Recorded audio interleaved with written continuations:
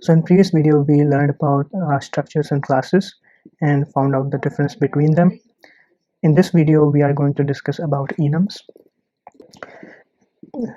So an enum is used to represent a group of related values in your code so that you can avoid errors related to type safety in your code. So for an example, so let's take a really simple example and try to understand enums. So in Swift, you create an enum with the keyword enum and the name of the enum.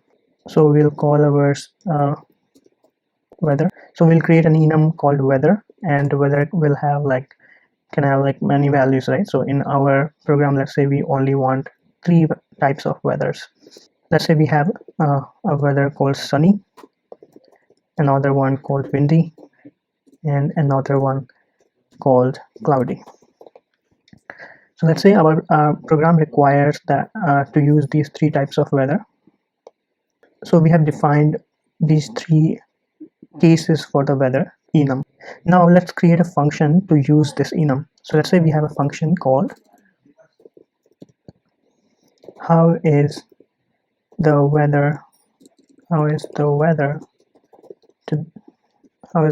and then that takes a parameter called weather, and that's of our enum type weather, and it returns a string.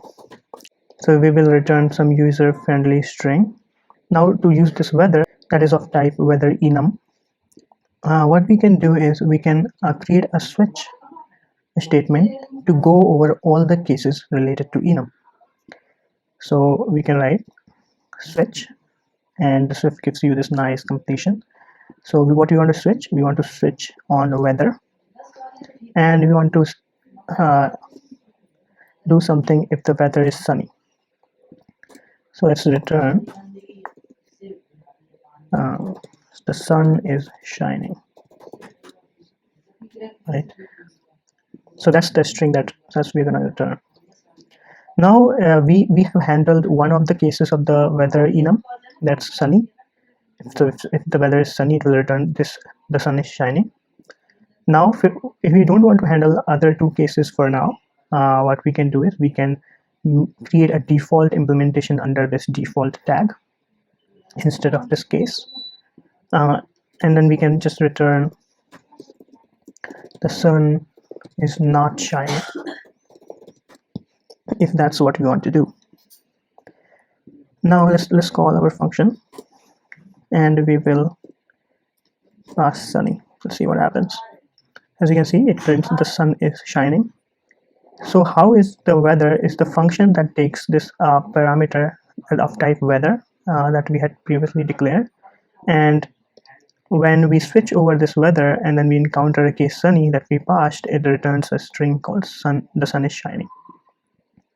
Now if we want to do that for other 2 cases, we just need to remove this default case and use our other 2 cases. So windy, colon, and then you return the wind is blowing, and you do the similar thing with cloudy,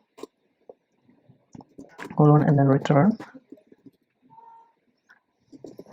clouds are on horizon.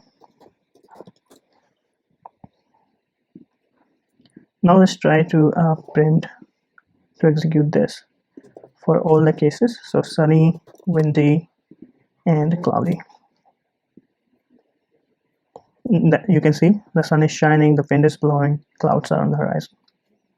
So our function is working, and according to the weather we pass, it gives us a nice string representing the weather. There's one more thing you can do with the enums. You can get an array of all the weathers. So to do that, we will have to adhere to a protocol called CaseIterable, and by just doing that, we now have access to another property of enum, that's case iteration. So what that means is now I can type weather, that's our enum name, dot, and we can say all cases. So the all cases property gives me all the weathers that are possible in an array. So if I want to print how many cases are there, I can print that too. There are 3 cases. As you can also imagine, you can even iterate over weather.allCases array to do some logic that you want to do in your program. Now let's see one more functionality that enums provides you. Let's say in the case windy, I want to provide the wind speed. So I can, similar to function, I can open the braces and pass a parameter called speed that will be of type double. But as you can see, it complains that the weather does not conform to CaseIterable protocol. So we had 3 cases: sunny, windy, and cloudy. But now we have many cases, actually infinite cases, because this case, windy, can have multiple windy weathers with different kind of speeds of the wind. So that's why it's now not possible to adhere to CaseIterable protocol. So we have to remove these. So you lose that functionality if you want to associate a variable, a parameter, to one of the cases or all of the cases. So here in weather, you can't just pass windy, you have to pass a speed as well. So if you type windy, it gives you a speed parameter. So I can say 8.0. So let's say this speed is in kilometer per hour. And once you do that, we can use this parameter that's associated with windy in the case itself. So here we can open braces and say let speed. So once you do that, let speed, the speed that was passed here, 8.0, becomes available here. So now we can use that in the return statement. So we can say the wind is blowing at, and then the speed. So now you can see we are printing the wind is blowing at 8.0. We can also say kilometer per hour. So you see it prints the wind is blowing at 8 kilometers per hour. So that's what's called. So this feature of enum is called associated value. So in one of the cases we have associated a speed. So the windy case has a speed associated with it. Now there is one more case that enums enable, that is creating a namespace. Let's see it by an example. Let's say you want to create a namespace called math. You can use an enum and then name it math, and then you can have a static property called pi equal to 3.14. Now you can access this saying math.pi. So you can see it prints 3.14. Now you'll ask, why didn't I use a structure for this? So let's say you want to use a struct for this. So then you will write struct math, and then same thing, static let pi equal to 3.14. If you do that, let me comment out the enum one. If you do that, this still works, but this has a side effect that is not desirable.